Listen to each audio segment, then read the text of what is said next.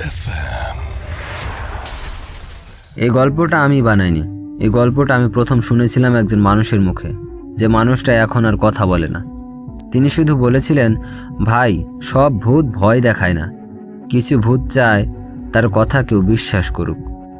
এই গল্প শোনার সময় আপনি যদি একা থাকেন, রাত যদি 12টার পরে হয়, তাহলে দয়া করে ঘরের দরজাটা একবার দেখে নিন ঠিক মতো লাগানো আছে কিনা। কারণ এই গল্পে কেউ দরজায় ধাক্কা দেয় না, ভেতর থেকেই ডাকে। আমাদের পাশের উপজেলা একটা গ্রাম আছে, নাম বললে এখনও লোকজন ভালো চোখে দেখে না, তাই নামটা বলছি না। এই গ্রামে আমার এক মামা থাকতো। তিনি রাতের বেলা খুব কম ঘুমাতেন। আমি একদিন জিজ্ঞেস করেছিলাম, মামা, রাতে ঘুম আসে না? তিনি শুধু বলেছিলেন, রাতে ঘুমালে অনেক কিছু চোখে পড়ে না। আমি তখন কথাটার মানে বুঝিনি। গ্রামটা খুব সাধারণ, ধান ক্ষেত, কাঁচা রাস্তা, বাঁশঝাড়, পুকুর।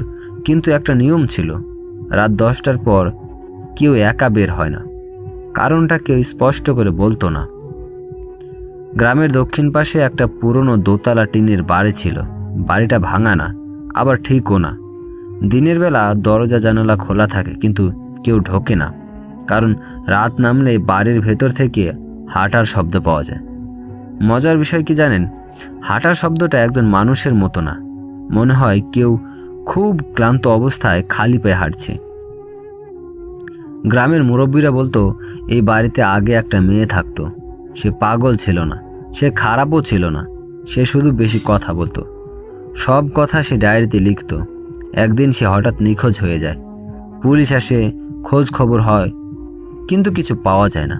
কয়েকদিন পর বাড়ির পেছনের পুকুরে তার ওড়না পাওয়া যায়, কিন্তু লাশ পাওয়া যায়নি। এক রাতে গ্রামের এক লোক বাড়িটার সামনে দিয়ে যাচ্ছিল।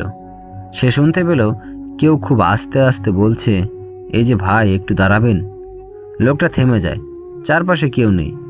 আবার সেই কণ্ঠ, আমি আপনাকে ডাকছি না, আমি শুধু কথা বলতে চাই। লোকটা দৌড়ে পালায়। সেদিন থেকে সে লোক কথা কম বলে। আমার মামার অভিজ্ঞতা বলছি। মামা এক রাতে আমাকে বলেছিলেন, আমি তাকে দেখিনি, কিন্তু আমি তাকে অনুভব করেছি। আমি জিজ্ঞেস করলাম, কিভাবে? মামা বললেন, রাতে ঘুম ভাঙলে মনে হতো কেউ খাটের পাশে বসে আছে, কিন্তু ভয় পায়নি, কারণ সে কিছু চায়নি। একদিন মামা জিজ্ঞেস করেছিলেন, তুমি কে? উত্তরে সে বলল, আমি এখানেই থাকতাম।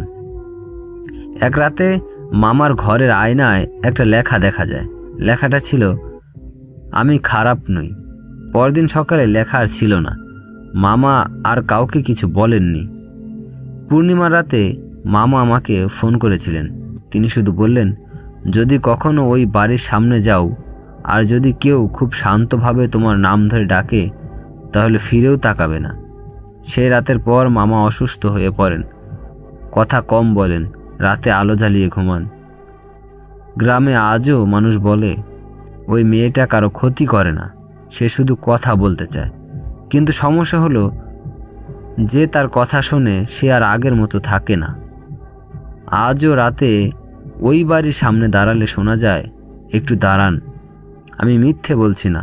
প্রিয় দর্শক বন্ধুরা, আপনাদেরকে বিনোদন দেওয়ার জন্য এমন গল্প আমি বলে থাকি।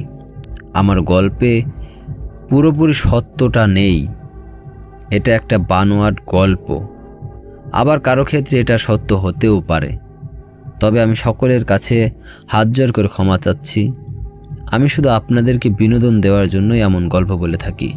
তো যদি এমন গল্প আপনাদের সাথে ঘটে থাকে, বাস্তবে যদি আপনাদের সাথে এমন ঘটনা ঘটে থাকে, তাহলে অবশ্যই কমেন্টে জানাবেন। আমি আপনাদের কমেন্টার রিপ্লাই দেওয়ার চেষ্টা করব এবং আপনার সাথে ঘটে যাওয়া ঘটনার গল্প নিয়ে আমি হাজির হব নতুন ভিডিওতে। সেই পর্যন্ত সুস্থ থাকুন, ভালো থাকুন, আল্লাহ হাফেজ।